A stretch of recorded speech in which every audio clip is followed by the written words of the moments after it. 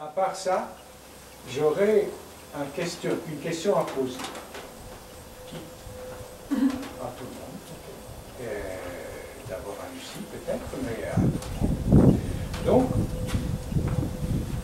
tu as commencé par le tire-bouchon sur une patte. Oui. Voilà. Et tu as continué avec le mouvement sur une patte. Celui-ci, très intéressant de sentir que ces mouvements ne sont pas n'importe quoi, qu'ils correspondent à des mouvements naturels dus à la pesanteur, à notre architecture, etc. Et donc, hop, ça vient de là, ça vient de là, hop, ça vient de là. Mais en amenant les mouvements des bras avec le tire-bouchon sur une patte, ça fait ceci.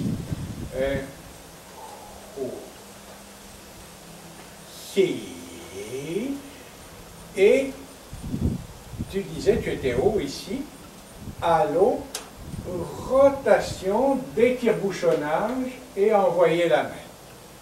Détire-bouchonnage et envoyer la main. Et c'est ça que je questionne. Pour moi, c'est ceci, plus de des bouchons. Ah, vous voyez. Attends un peu.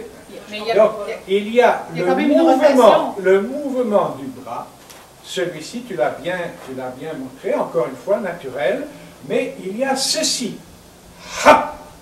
Ouais. Que l'on retrouve dans les 108, dans plusieurs. Ceci, le moment où le bras plie, correspond-il à l'enracinement? Et si c'est l'enracinement, on est bas. La plupart du temps, on est pas haut. Donc on ne peut plus détire-bouchon. Donc je pose la question, pour moi ça renvoie toujours au même élément, c'est-à-dire le pied arrière, il faut qu'il y ait une poussée. S'il n'y a pas de poussée, on n'est pas sur terre. On tombe. On s'écrase, on meurt. On pousse, on vit. Voilà, qu'as-tu à répondre à cela? C'est une réponse. Ben Ça oui, fait partie la progression. Oui, c'est ça, la progression la plus pédagogique possible, d'aller du plus simple au plus complexe. C'est dans ma façon de mettre les morceaux du casse-tête ensemble. Le morceau du casse-tête de l'enracinement en gardant le tire-bouchon, puis de détire-bouchonner ensuite, je ne suis pas rendue là. Est-ce que c'est clair? Qu'est-ce qu'il dit? Oui, oui, c'est très clair. C'est très Ce que clair, j'ai mais fait, je suis pas très d'accord avec ça, mais, c'est très clair. Ce que j'ai fait par contre, c'est de bien marquer que, bon, la mode de chi, ça tombe, le bras s'allonge, juste au bon moment, je pousse, j'inspire, le bras s'allège, et au sommet de l'inspire, attention, je vais détendre mon épaule. Bon, j'ai marqué comme ça le temps de l'enracinement, et juste ça fait plier le coude, ça fait plier le poignet, ça brûle. Mais je n'ai pas descendu de fait sur ma jambe. Ça, je vais amener ça quand on va le faire dans le pas, quand on va le faire avec le détire-bouchonnage, changement de poids. Donc, moi, je ferai ceci, j'en arrive à ceci, simplement, c'est que la façon dont tu progresses, c'est très bon. Mais je n'emmènerai pas le travail des deux bras avec le simple... je l'amènerai, je travaillerai un seul bras, impeccable pour sentir, surtout sentir d'abord l'aspect tout à fait naturel du mouvement que nous cherchons. Lequel bras? Son bras? Les deux. Tu dis, je travaillerai ça va bien avec le tire-bouchon? Un bras à la fois. Ah, à la fois, pardon. Mais je travaillerai les deux côtés. Mais ce que mais c'est peut-être personnel, je ne pense pas, mais pour moi c'est tellement fondamental, je ne travaillerai pas avec les deux bras parce que le détire-bouchonnage est un affaissement. Et moi je ne suis pas d'accord avec ça. Ça me fait sortir les tripes. Il faut l'élan. Pour moi, il faut l'élan. Mais par contre, je reconnais très bien, et vous l'avez dit, à travailler comme ça longtemps, nous a appris longtemps comme ça, de travailler sur une pâte et de sentir le côté naturel de la chose, des mouvements, etc. Mais attention, je pense à ne pas déformer ce que l'on trouve dans la posture, le bon qui vient du Kiriki, du Kung Fu, et qu'on conserve dans toutes les postures, au lieu du... Parce que les élèves, c'est ça qu'on leur apprend. Pour moi, ça fait partie d'une longue démarche qui commence dès le début des 11, où on apprend.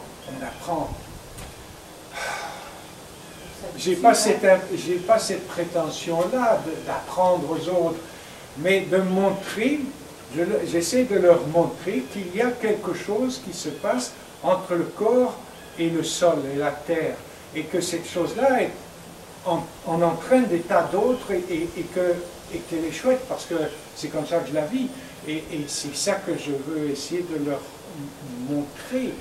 Apprendre, c'est peut-être un peu trop prétentieux, mais...